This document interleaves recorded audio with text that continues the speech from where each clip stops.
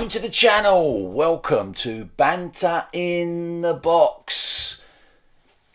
Poultergeist. It's a belated Game Week 4 review. Yeah, coming to you slightly later than planned. We have your Banter in the Box for the Game Week 4. We've got your Game Week 4 winners and losers. 4 winners, all gaining a manager of the season point, and 4 losers, all losing a manager of the season point where they had them. And then a manager of the season update. Your Game Week 4 winners, take a bow.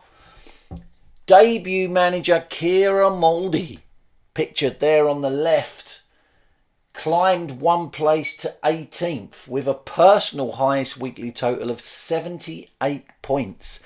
And after 3 consecutive weeks in 19th position, 18th is the highest position Kira has ever been. Not doing too badly for a debut manager. Pictured on the right is Masters of None manager Jack Hoxby, who's a Game Week 4 winner, climbing 6 places up to 7th. The biggest climber in Game Week 4, up a massive 6 places. He scored a personal highest weekly total of 89 points. And you have to go back to the 1st of December last year for the last time Jack was as high as 7th in the table. Take a bow also for the 2nd consecutive week. Megan Hoxley Chamberlain climbed a place up to 6th. Megan has not been as high as 6th in the Family Fantasy Football League since the 26th of August 2022. And for the 4th consecutive week, take a bow, Wearside Warriors manager Lee Poulter climbed another place up to 4th, which was enough to register a first weekly win of the season, and he set a highest weekly total so far this season of 96 points. Lee has not been as high as 4th in the Family Fantasy Football League since the 17th of September 2020. 4 years ago. 1 manager of the season point to those 4. Your Game Week 4 losers, hang your head in shame. I've been saying hide your head in shame for a long while. Pez United manager Sophie Hoxby pointed out that I'm grammatically correct. It's hang your head in shame. Mops Hoxby, I've got a life, dropped a place to the bottom of the table. Mops has not been as low as 27th since the 14th of October 2022. Hang your head in shame. The number 1 rated manager in the Family Fantasy Football League, Steve Holmes, fell another place down to 15th. 27th of August 2021.